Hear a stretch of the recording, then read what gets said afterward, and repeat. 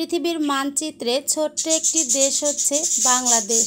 আর এই বাংলাদেশের এক প্রান্ত থেকে আমি নাসরিন বলছি, খুলনা থেকে।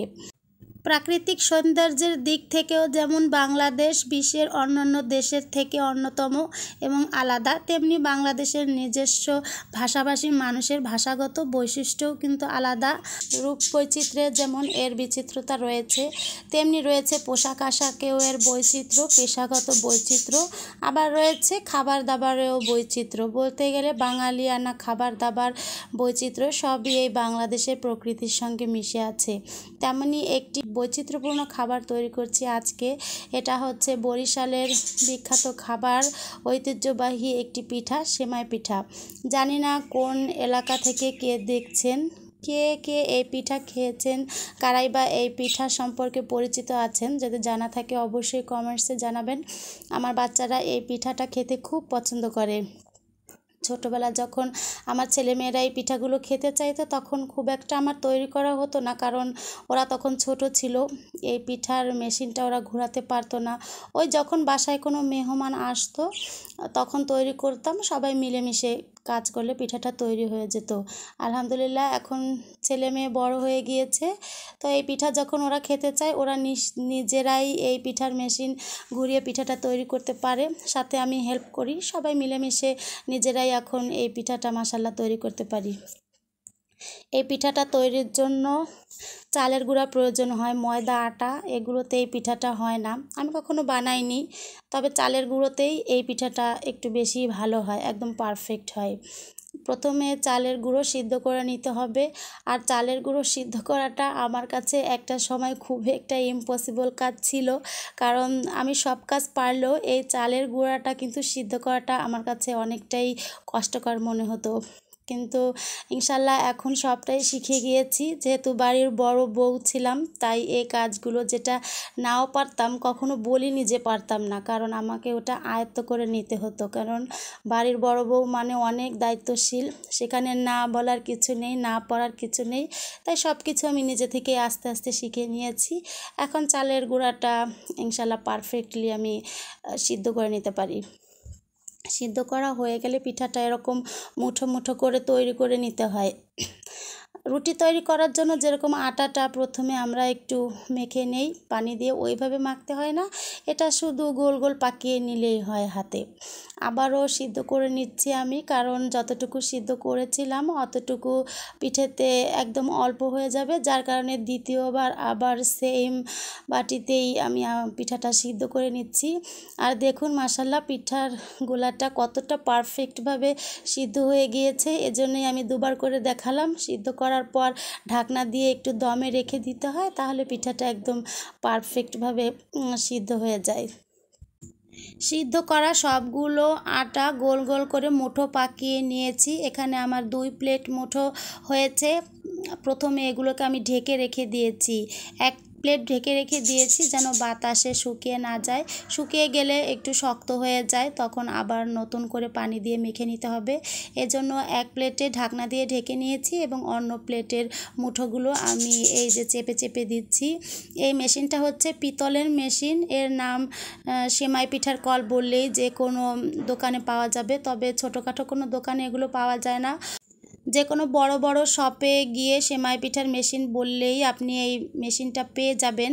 আর এগুলোর সাইজও কিন্তু ভিন্নতা হয়, যেমন 10, 11, 12, তবে 11 নম্বরের সাইজটা মিডিয়াম সাইজ। এই কলেই পিঠাটা মোটামুটি ছোটোখাটো ফ্যামিলির জন্য এটা হয়ে যায়।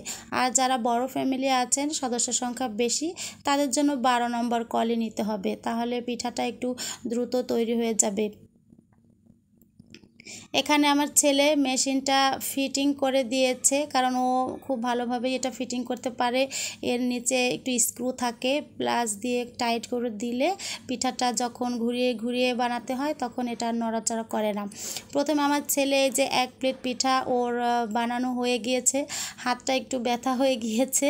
এরপরে হচ্ছে নৌঝাতকে বসিয়ে দিয়েছি, তো নৌঝাত প্রথমে একটু উল্টো ঘোরাচ্ছিল, যার কারণে প্রথমে খানিকটা পড়েনি, এখন আবার ঠিক ঠিকঠাক মতো ঘুরিয়েছে, আবারও এই যে আরও এক প্লেট তৈরি হয়ে গিয়েছে।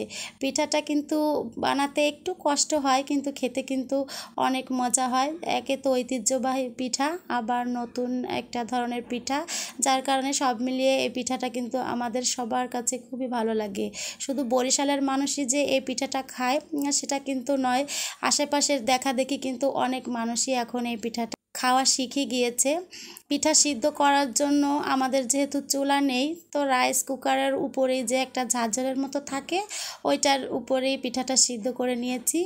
আর সিদ্ধ করার পরে হচ্ছে যখন ঝাঁঝর থেকে নামানো হয় তখনই এটা ছাড়িয়ে নিতে হয়, কারণ যদি একটু দেরি হয় তখন এটা একটার গায়ের সঙ্গে একটা লেগে যায়। আর এটা ছাড়ানোর জন্য এই যে দেখছেন একটা বাটিতে পানি, এর মধ্যে লবণ মিক্স করা আছে, লবণ মিশ্রিত পানি দিয়ে এটা হালকা হালকা করে হাত দিয়ে ছাড়িয়ে নিলে বেশ ঝুরঝুরে হয়ে যায়। তারপর হচ্ছে ঢেকে রাখতে হবে যাতে ঠান্ডা হয়ে না যায়, কারণ গরম গরম কিন্তু এই পিঠাটা খেতে অনেক বেশি মজা লাগে। ঠান্ডা হওয়ার ভয় থাকলে হটপটের মধ্যেও রেখে দেওয়া যেতে পারে।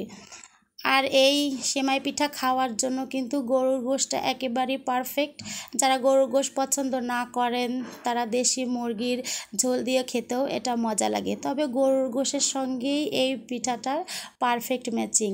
সকাল থেকে যেহেতু প্রচুর বৃষ্টি হচ্ছে, তাই একটা ঠান্ডা ঠান্ডা আবহাওয়ায় আজকে এই পিঠাটা আমি তৈরি করে নিচ্ছি, কারণ এই পিঠাটা একটু গরম পিঠা, গরম আবহাওয়ায় এই পিঠা খেলে অনেকটা শরীর খারাপ লাগে। যাদের অ্যালার্জি আছে তাদের তো আরও একটু বেশি প্রবলেম হয়। যেহেতু সকাল থেকেই ঠান্ডা ঠান্ডা, তার জন্যই আজকে এই পিঠাটা বানালাম। আর যেহেতু শুক্রবার ছিল, বন্ধের দিন তো বাচ্চারা এমনিতেই একটু ভালো মন্দ খেতে চায়। যতই সারা মাস সারা সপ্তাহ ওদেরকে নানান রকমের রেসিপি আমি তৈরি করে দেই না কেন, বন্ধের দিন হলেই কিন্তু ওদের একটা বায়না থাকে যে নতুন কিছু তৈরি করো। তো সেই হিসেবে আজকে নতুন হিসেবে এই পিঠাটাই তৈরি করলাম। নতুন না, এর আগে আমি অনেকবারও বানিয়েছি, কিন্তু এই মাঝখানে অনেকটা গ্যাপ ছিল, তাই জন্য মনে হচ্ছে নতুন করে আবার তৈরি করছি। শুধু এই সেমাই পিঠা নয়, যে কোনো পিঠাই কিন্তু একটু ঠান্ডা আবহাওয়ায় খেলে ভালো লাগে, কারণ গরমের সময় তো এমনিতেই খাওয়া দাওয়া চলাফেরা সব কিছুতেই একটু আনইজি লাগে, কারণ ওয়েদারটা অনেকটা গরম থাকে। তাই যে কোনো পিঠা শীতকালে বা ঠান্ডা আবহাওয়ায় কিন্তু খেতে ভালো লাগে। বিশেষ করে আমাদের দেশে তো বেশিরভাগ সময়েই অগ্রহায়ণ মাসেই কৃষকের ফসল পেকে যায়, নতুন ধান ঘরে ওঠে, তখনই প্রত্যেকটি ঘরে ঘরে কৃষকের ঘরে ঘরে নবান্নের উৎসব তৈরি হয়, উৎসব মুখর হয়ে ওঠে প্রতিটি ঘরেই নতুন নতুন সব পিঠা পুলি পায়েসের আয়োজন। আর এই আয়োজনটা কেবলমাত্র গ্রাম বাংলার মধ্যেই সম্পন্ন হয় যারা কৃষিজীবী আছেন। ঠিক সেভাবে আমার ঘরেও কিন্তু প্রায়ই এই পিঠাপুলির আয়োজনগুলো হয়, যেমন তেল পিঠা, সেমাই পিঠা, পুলি পিঠা, দুধ পুলি পিঠা, পায়েস, এরকম বিভিন্ন ধরনের আয়োজন আমার ঘরে আলহামদুলিল্লাহ সবসময় হয়ে থাকে। কারণ বাচ্চারা যখনই কিছু খেতে চায় আমি কিন্তু ওদেরকে অনেক সময় চিকেন আইটেমগুলো তৈরি করে দিই, ফাস্ট ফুড তৈরি করে দিই, সাথে সাথে পিঠাগুলোও তৈরি করে দিই, যাতে এই সমস্ত পিঠার সাথে ওদের পরিচিতি থাকে।